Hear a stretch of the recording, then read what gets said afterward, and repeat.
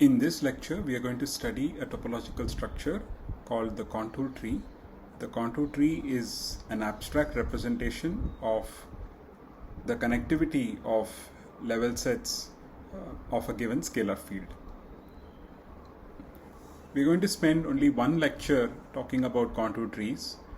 So I would spend time defining the contour tree and talking about its properties.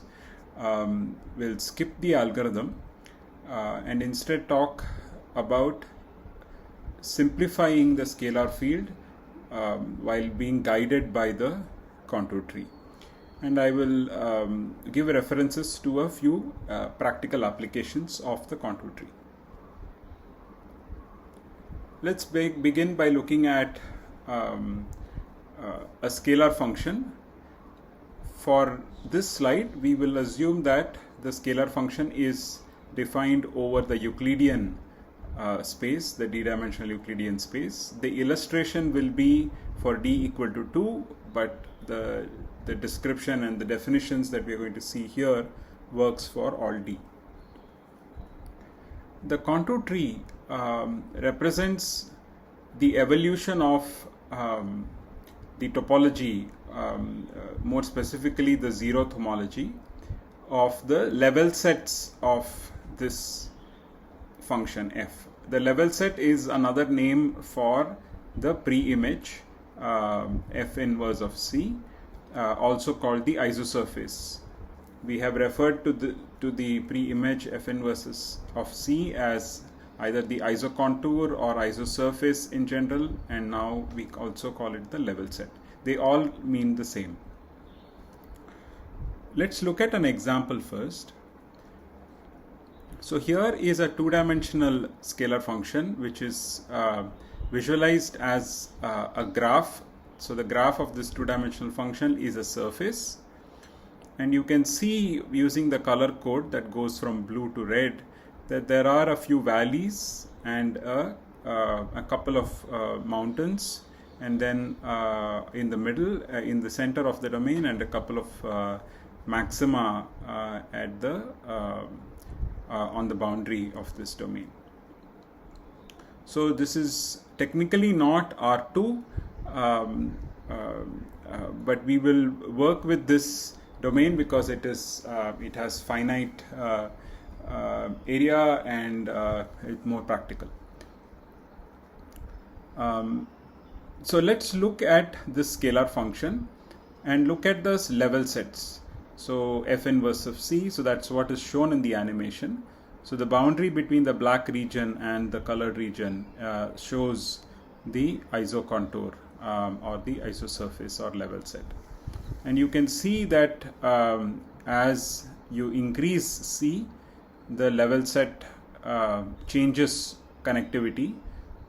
So at some point of time right now it has one component, and as it goes past the green saddle it becomes two components, and as it goes past one of the lower mountains that component vanishes, and then finally there is one component which also vanishes. Now when we start the animation, we see that the components are again born when c goes past a local minimum. We have seen this sweep while talking about topological persistence. Crucial difference is now we are looking at the topology of the level set rather than the sub-level set. We will look at the topology of the sub-level set in a couple of slides, but let's for now look at the evolution of the topology of level sets. Let's set up an equivalence relation. So we say that 2 points x and y are related if they belong to the same connected component of a level set. So x is related to y if both x and y belong to the same connected component of a given level set F inverse of C. Now this equivalent relation can be used to define a quotient space if D is the domain, right? So more generally, here we are talking about RD, but let's say D is a generic domain, capital D.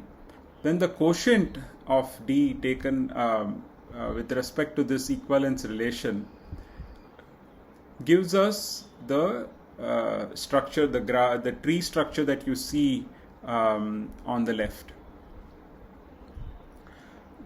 So what does it do? As the level sets sweep up in terms of function value, you have single components of the level set,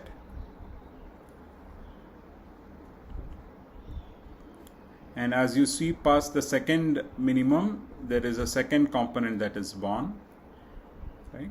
So what we are talking about is the quotient space of D with respect to this equivalence relation. So all points of a given level set component are mapped to a single point in this quotient space. So this leads us to a graph. I don't want to draw on top of the video because that may be confusing. So what we have is a collection of points, one corresponding to each level set component,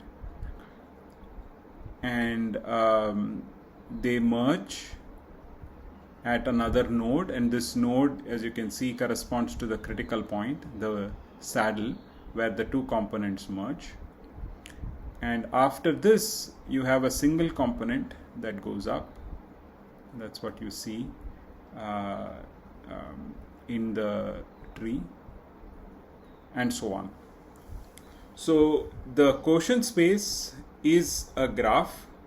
It's one-dimensional, and we can see that the nodes of this quotient space are the critical points. This is exactly where a new component of the level set is either born or dies, as you can see at the maximum, or two components of the level set merge, as you can see at the green saddle, or a single component splits again at a saddle.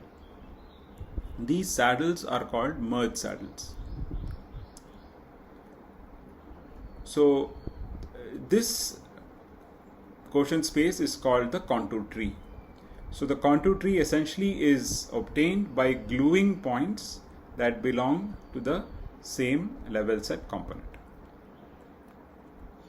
Now there is a natural notion of pairing between birth of components and death of components, similar to what we have seen earlier, except that now we are looking at the topology of the level sets F inverse of C. The lifetime of the feature is again defined as the difference in function value between the birth and the death endpoints. But it's important to note that this is not exactly the same as topological persistence. There is a minor technical difference due to which the lifetime as defined by the pairs from the contour tree is not the same as the lifetime and features that come from topological persistence. Let's not worry about that right now. Just suffice to say that this is not exactly the same as topological persistence. It's very similar. Now we have restricted our domain to RD. It's possible to have domains which are generic manifolds, such as what we will see here.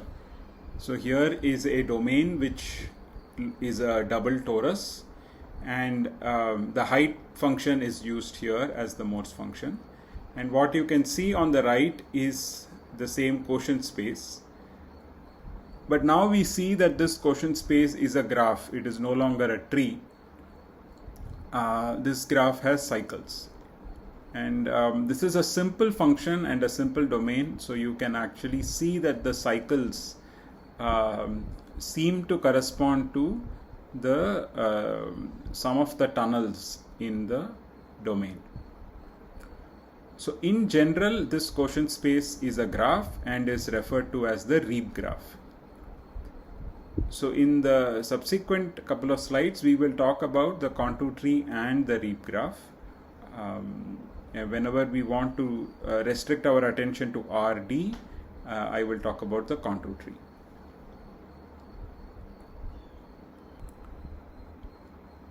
There is an important substructure that relates to the contour tree and the Reeb graph. So let me introduce that. So this is called the merge tree. So where we track the evolution of the topology of the sub-level sets or the super-level sets. So again, restricting our attention to RD, if we track the evolution of the sub-level sets, what we get is two kinds of trees. If we track the sub-level sets, we get the merge tree of minima, and if we track super level sets, we get the merge tree of maxima. So so it's essentially the same as the contour tree, except that we look at connected components of sub level sets or super level sets. Now this, when you look at the merge tree with respect to the sub level sets, this gives us pairs of minima and saddles. These pairs indeed correspond to the topological persistence pairs. Similarly, the pairs that you get from the maxima and the saddles will give you the topological persistence pairs of H1. Now there is some relationship between the merge tree, the pairs that you get from the merge tree, and persistence. Like I mentioned, this is not so for the contour tree.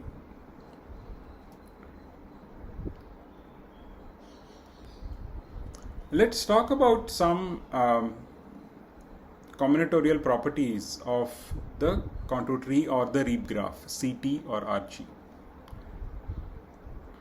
We saw that the components are born at minima and they die at maxima. And these critical points appear as nodes in the graph. The other kinds of nodes are where the components merge or they split. As you recall from the lectures on Moore's theory, we know that the critical points, the saddles, are exactly where the isosurface components change topology, where two isosurface components merge and become one, or a single isosurface component splits into two. Now in both cases, the degree of the node is 3, because you have either two components that correspond to two arcs merging into a single arc of the contour tree, or a single arc splitting into two. So if I have to look at the local structure, then I know that two components merge into one, or a single component splits into two.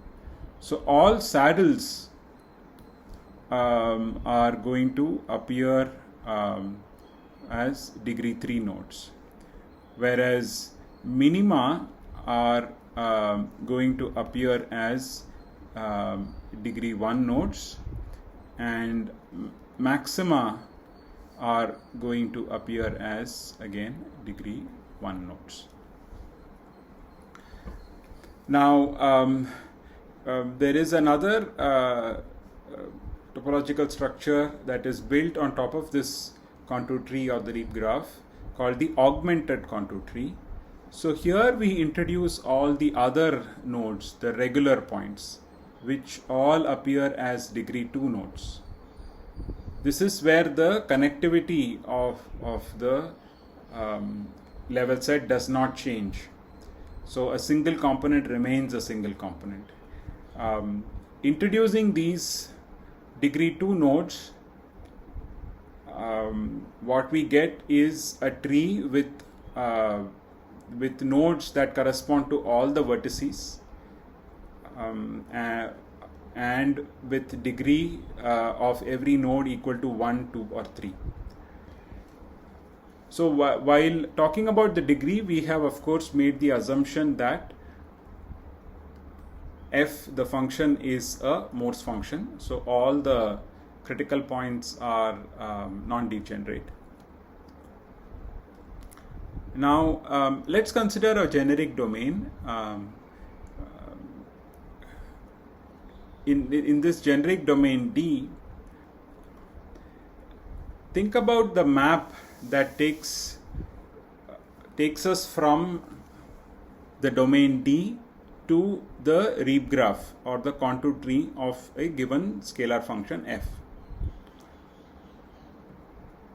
Individual components of D are mapped to individual components of the Reeb graph.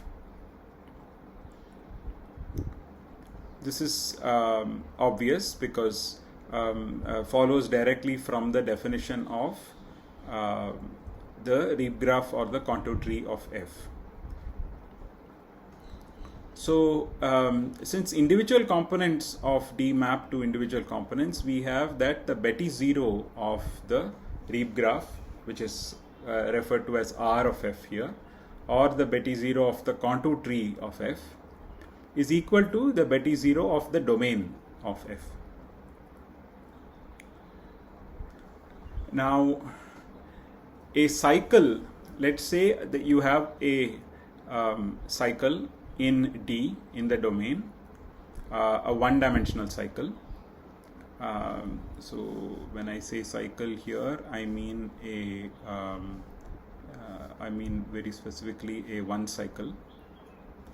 A one cycle in the domain, if it maps to a loop in the graph R of f,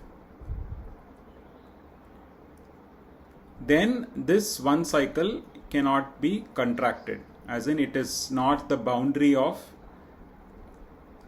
any two chain. So we have seen this while talking about the torus. While looking at the torus, and well, actually we had the double torus, we saw that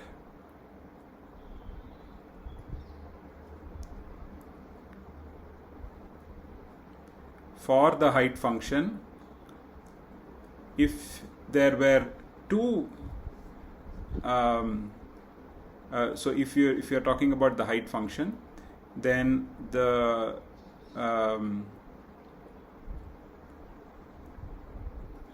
Reeb graph looks like that. I haven't explicitly shown the nodes. So if you have a cycle, a one cycle in D, and if we know that it maps to one of the loops in R of f, then we know that it is not contractible. So here is an example of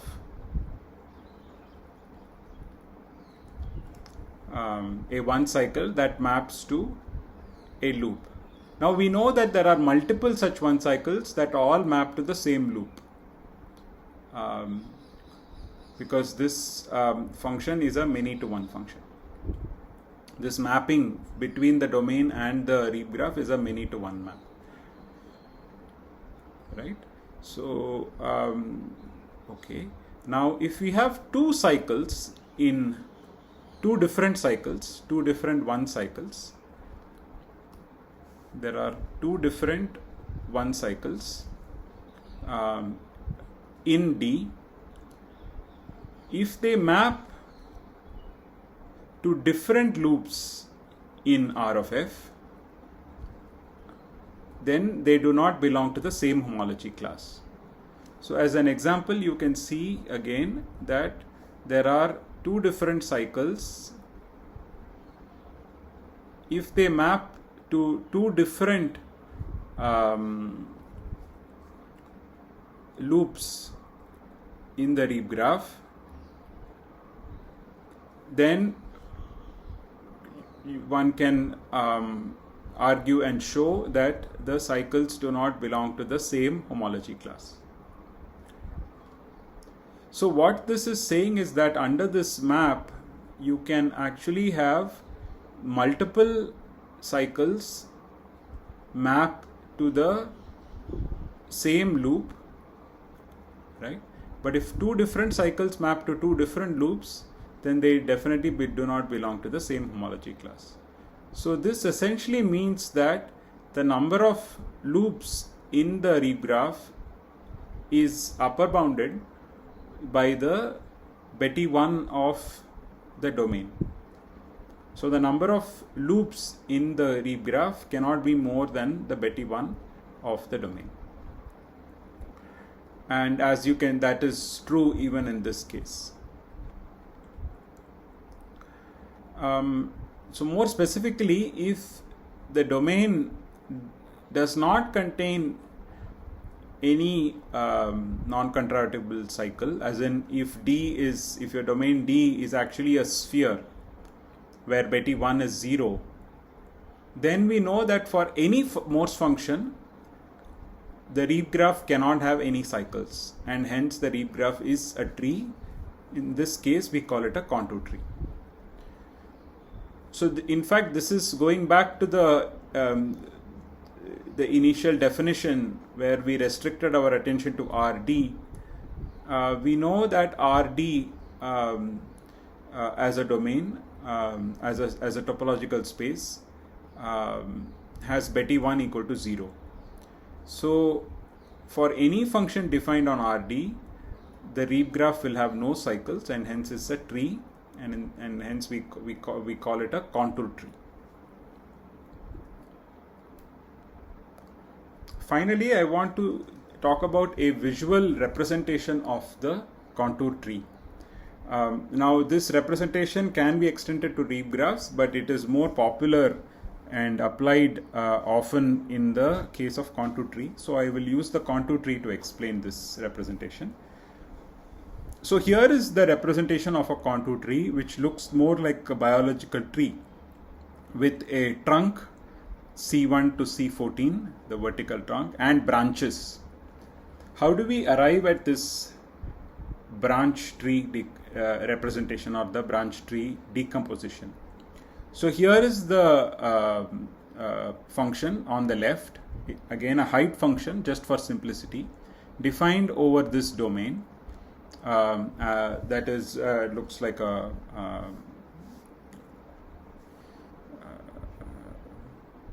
person with multiple arms and legs. The height function is mapped to color, so to make it clear how it increases. The different level sets are also shown on the domain. And what you see in the middle is the contour tree. So as you can see, the blue minima correspond to degree 1 nodes. The red maxima also correspond to degree 1 nodes. And the green saddles are also nodes, but with degree 3. The branch decomposition, if you can see, it captures the longest path and calls that as the trunk, and all the other paths are treated as branches. Here is another illustration that clearly shows how you go from the tree to the branch. On the left we see a tree, and on the right we see the branch decomposition, where DM is the trunk or the root branch and has multiple children branches. For example, one child of DM is the branch FB, between F and B, and another child is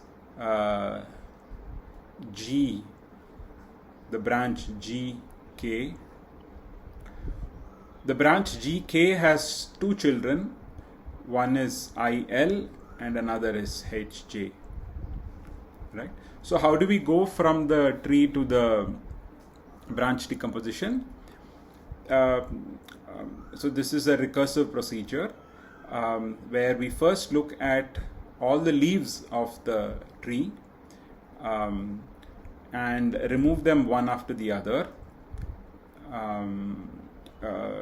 in a well-defined order. So let's assume that we remove from the tree the leaf A. So when A is removed, the single edge that is attached to it is also removed, and this leads to some change, but this is E here is a multi-saddle, so this is a special case. So let's hold on to that. Maybe we will start with the case where L is removed. Let's say L is removed, then the edge attached to it is also removed, and if the edge attached to L is removed, then what you get is a new tree where the node I becomes a degree 2 node. So these degree 2 nodes are also removed. So they are removed. So after removing L and the edge attached to L, which is Li, and the node I, you get a new tree where K is a leaf and is connected to H. K is a leaf and is connected to H. So we remember that the edge L connected to I was removed, and we know that it has to be it attaches to the branch KH. It attaches to the branch KH. So now what we have after removing the branch Li, after removing the branch Li, we have yet another tree. It's a smaller tree, and we recursively apply this procedure to that tree. This recursion stops when we have only one pair, a tree of size two nodes and one edge, and we declare that as the root or the trunk. Now walking down this tree from the root down to the leaves, we get the branch decomposition. Going back to this special case, E is a multi-saddle. So if A is removed, then one way to handle this special case is to call AE as a branch, and you retain E because it now becomes degree 3. And subsequently, let's say CE is removed. So CE is removed, and at that time the node E is also removed, and they get attached to the branch BF.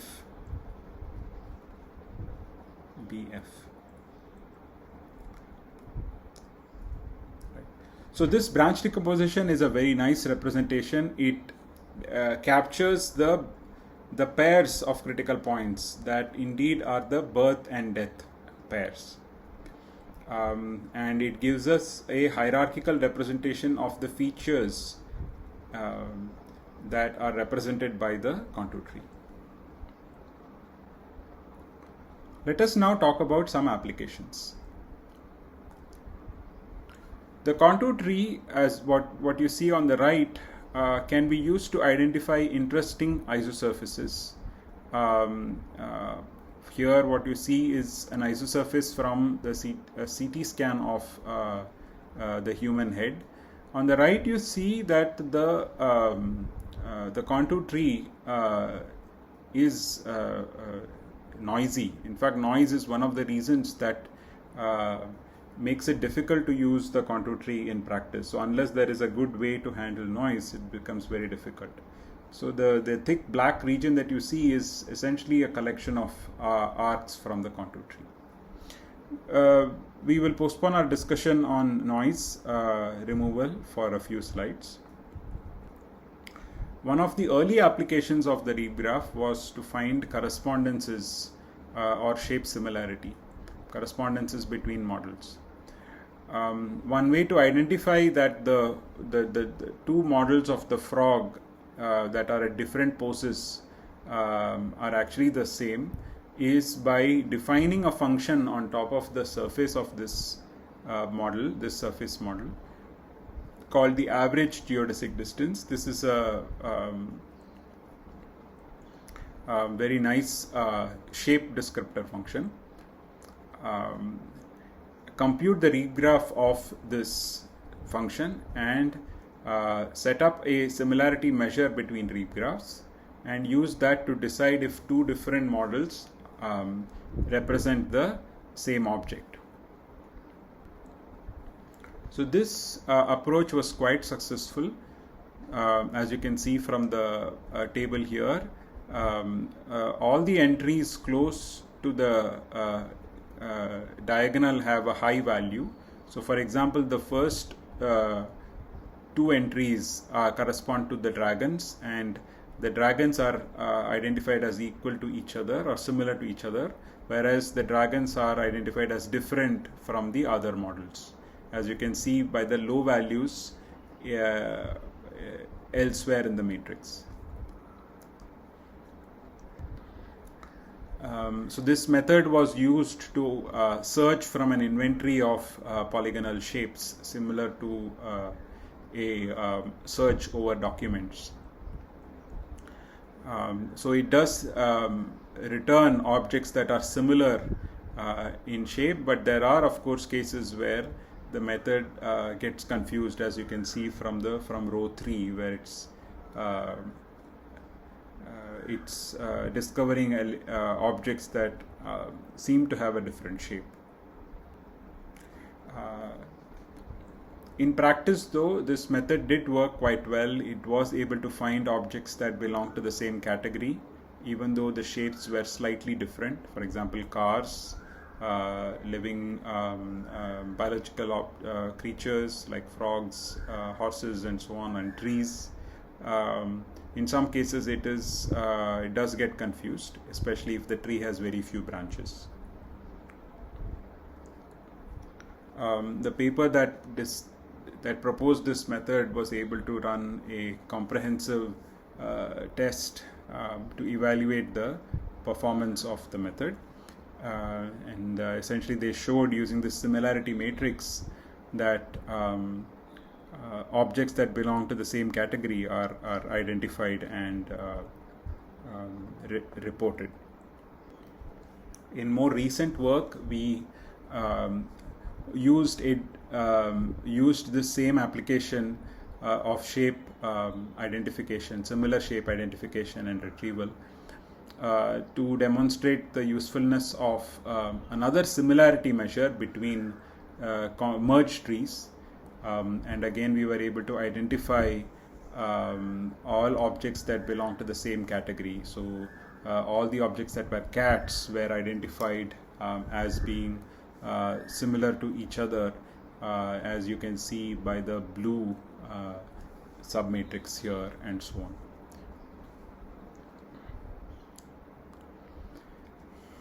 The contour tree helps explore 3D volumes.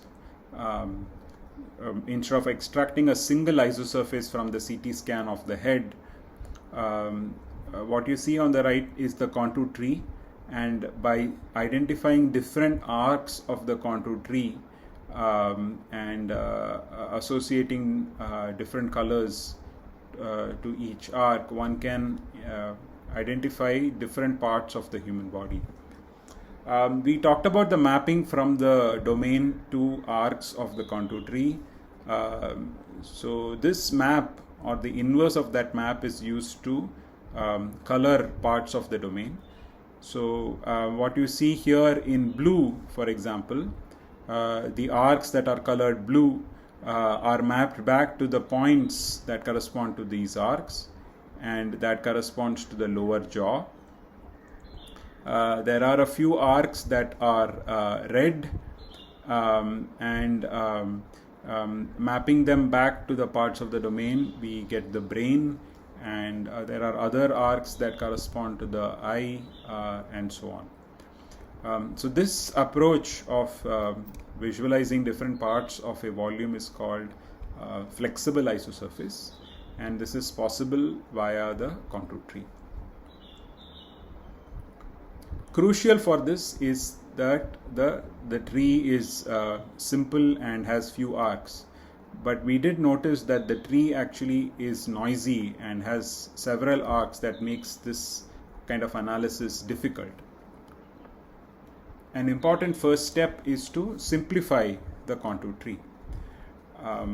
The way simplification works is by identifying pairs of critical points, birth-death pairs, and trying to remove them. So what you see here is a very simple example, again with the height function, where the contour tree has 4 nodes, 2 maxima, 1 minimum, and a saddle at the value 50. The function defined over the terrain is also shown on the left. What we see is the mapping of arcs from the contour tree to parts of the domain. So the green region corresponds to the lower arc, and then the light brown regions correspond to the 2 arcs on the that connect the maximum with the saddle. Now, one of these arcs is smaller than the other. The arc corresponding to 80 with 50 is smaller, hence that is paired as the birth-death pair. Pruning this critical point pair is the same as removing a leaf and the arc that's connecting to it. And this corresponds to a simplification of the function. So now we can rethink our simplification as leaf pruning. So a sequence of leaf pruning will lead us to a simpler function. Now this can be applied to reduce the size of the contour tree. Now we could of course use the difference in function value to decide which leaves to prune first. However, given that we are applying the leaf pruning operation, and this is a very simple combinatorial operation, we could experiment with other strategies for deciding which leaf to prune. One alternate measure is that of volume. One could look at the volume associated with the subdomain that corresponds to an arc and use that to decide which leaf to prune. Or alternately, we could use a weighted volume, where the volume is weighted by the difference in function value. This is called hypervolume. Such measures have been studied extensively, and they have been used to explore 3D volumetric data via flexible isosurfaces. So I'll conclude with this picture from an MRI scan of a rat, which shows the contour tree on the right and with different parts labeled using the flexible isosurface idea. What you see on the right, you can see that the contour tree seems to have two parts. There is one part with a large